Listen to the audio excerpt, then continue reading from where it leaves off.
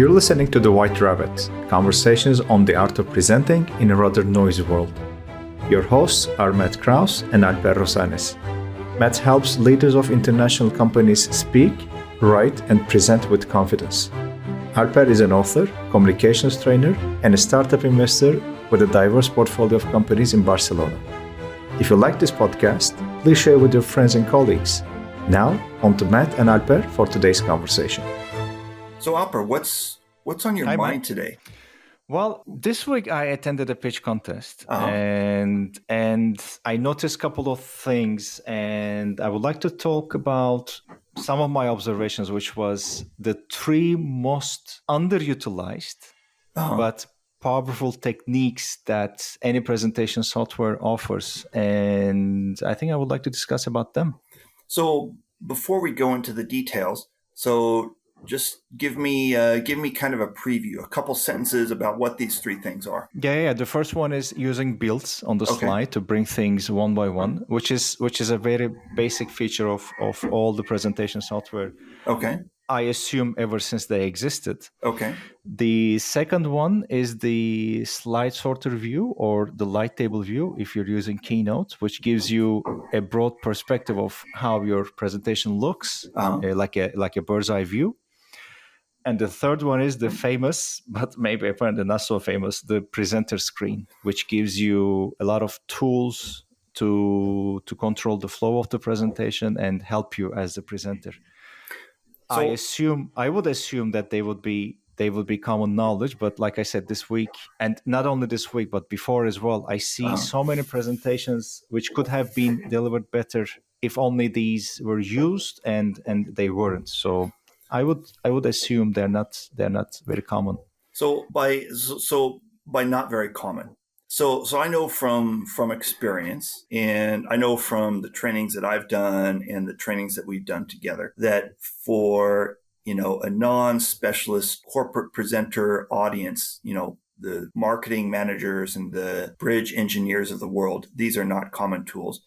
But for a specialized audience that's been using PowerPoint for years, are you saying that even those people tend to underutilize these tools? No, I don't think I would go that far to say this is so underutilized. But I see it so infrequently that even if one person listening to this podcast was not aware of it and started using it, I think we would help the world become a better place. Okay. Well, I'm always up for that, making the world a better place. Me too. So let's dig very in. Very little, very small, but still better nonetheless. Okay. So let's dig in. So we've got builds, presenter view, and what was the third one that you mentioned? There was builds, the slide sorter, and slide sorter. Okay, so where would you like to start? Yeah. Let's pick one of those. Well, let's build it one by one and start with the builds. Okay. What builds are, just to go over something that many people already know, but builds are when you're making a presentation, when you're in the slideshow mode, you can have the software to bring things up on the slide one by one. Now, I usually already recommend taking crowded slides and divide them into multiple slides so that you only have one idea per slide. I already recommend that. Okay. But sometimes there are situations where you need to show three items, for example, three ideas which are connected to each other, which is part of a whole, for example. Okay. But at any moment, you're as a presenter, you're going to only talk about one of them. You cannot talk about three of them at the same time. Okay. But if you put three of them on display at the same time and start talking about the first one, chances are that some of the audience members will be focused on the second one, on the third one, etc. And they will be sort of disconnected. Okay. What I believe as a presenter, one of your responsibilities is to direct the attention of the audience exactly to the thing that you're talking about. So in this case, let's say you're talking about item number one. Okay. My proposition is that when you're speaking about item number one, there should be only item number one visible on the slide. Okay. And you do that by using builds. So you come to the slide, you're in presentation mode, you click on the remote or the keyboard or whatever, and the first item comes. And you talk about that. And only when you're finished talking about it, and when you as a presenter decide that, okay, now is the time to talk about the second item, you click on the remote and the second item comes.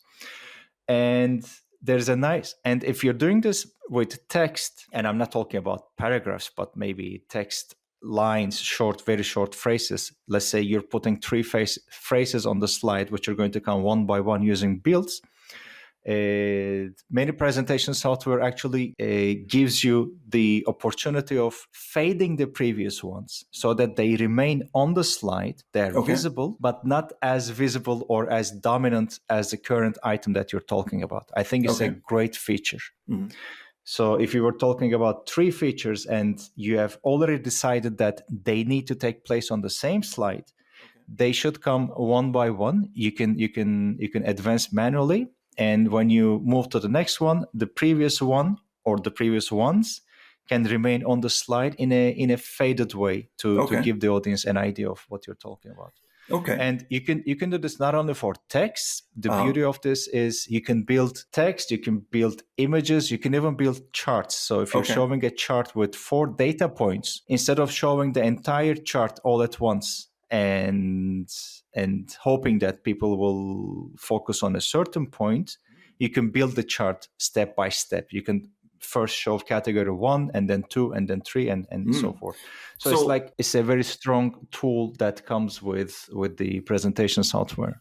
So let's say that, so I'm giving a sales update and I want to show, I'm showing a slide and the slide has our sales, a bar for each year. There's a bar for 2007, 2008, 2000, blah, blah, blah. So there's a bar for each year. So you're saying that I could not reveal all 10 bars at once with a build. I could reveal each if the narrative requires that. Wow. Yeah. Okay, that's a good tool to know about. Yeah.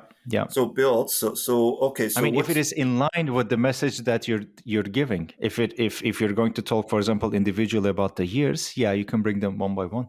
Okay, and so builds. I should know about builds. So what's the second one? The second tool that I should know about?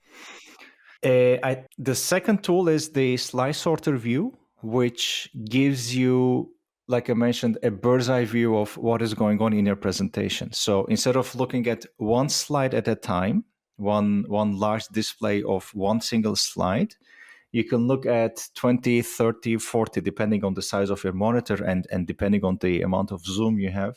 You can look at your entire presentation at once. And the biggest benefit is, and I witnessed this during the pitch contest this week, one of the presentations, actually a couple of the presentations were prepared by various members of the team.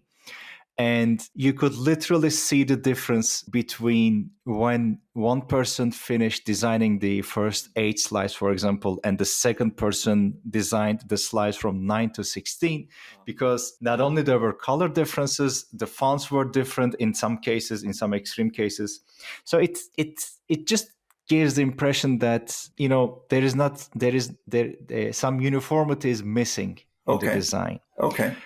This is one advantage of the slide sorter. It gives you an overall look on the design of the presentation. But I use it a lot to follow the flow of the presentation, to follow and to check to see that my slides are connected, my ideas are connected in a strong and coherent way. If not, you can just use it to replace slides within the presentation and do that very easily.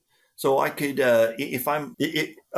so I hear you talking about 2 different situations where this would be very useful, where a slide sorter view would be very useful.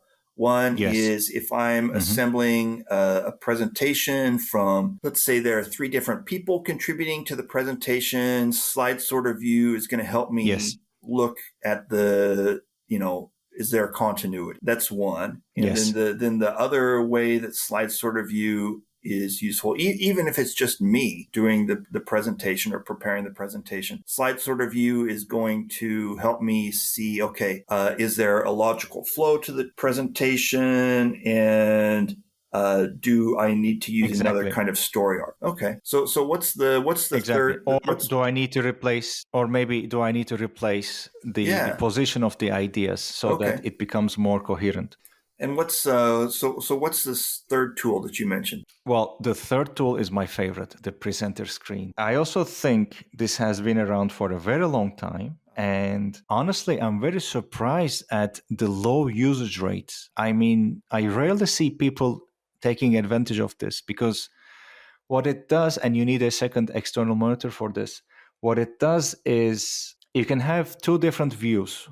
One view on your computer, like a control panel of the entire presentation, and the computer sends only the slide to the external display. So what you see on your computer and what the audience sees on the slides become two different things, and two completely different things. Because on your screen, if you're using the presenter screen, you're able to see, first of all, what is projected on the wall or on the screen, what your audience is seeing. But in addition to that, you can see the upcoming slide. So you can make the connection on your mind as to how you're going to connect the ideas. You can see your position within the presentation, like, are you on slides between 10 and 15, or 80 and 85. You can see the time that you have been speaking in the presentation. You can see the time in general, the current time. And you can also write yourself notes and see those notes, like key phrases, key reminders. Let's say you can write yourself.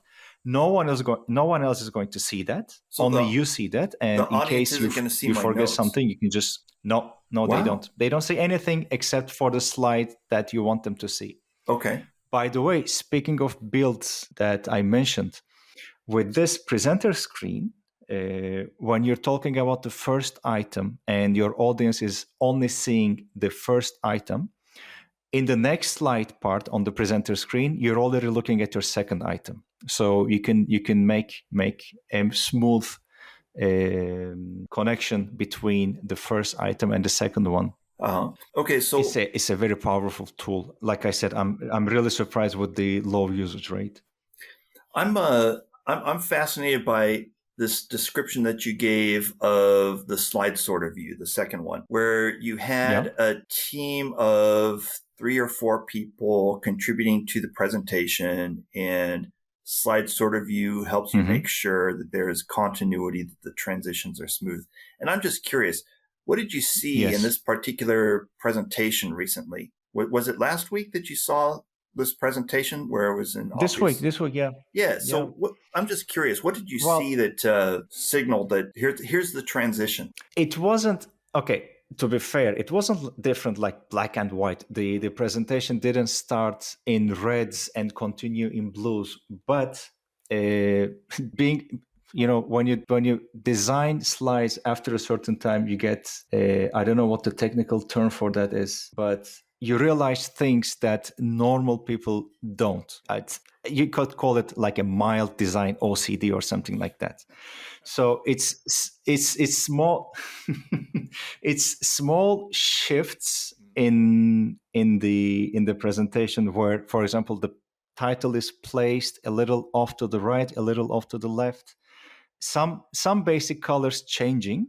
And by the way, one of the things that helped me notice this was the team members also changed on the stage. So the first 2 minutes, somebody spoke, and then another person took the stage and spoke about that. And you could see, like, not a dramatic change, but a significant enough change to notice that probably these two people designed their own slides and copy pasted them before and didn't pay much attention to the continuity. So we're about out of time. So that wraps it up here. And so I want to do a future episode in the next couple of weeks, some more tips like this that people can use.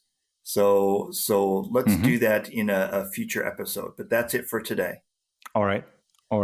You tell me how deep you want to go technical wise. Okay. All right. So I will talk to you soon then. All right. Good talking to you. Take care. All right. Thanks. Bye-bye. Thank you for listening to The White Rabbit with Matt Krause and Alper Rozanes. You can subscribe to the podcast on Spotify, iTunes, or through your favorite feed.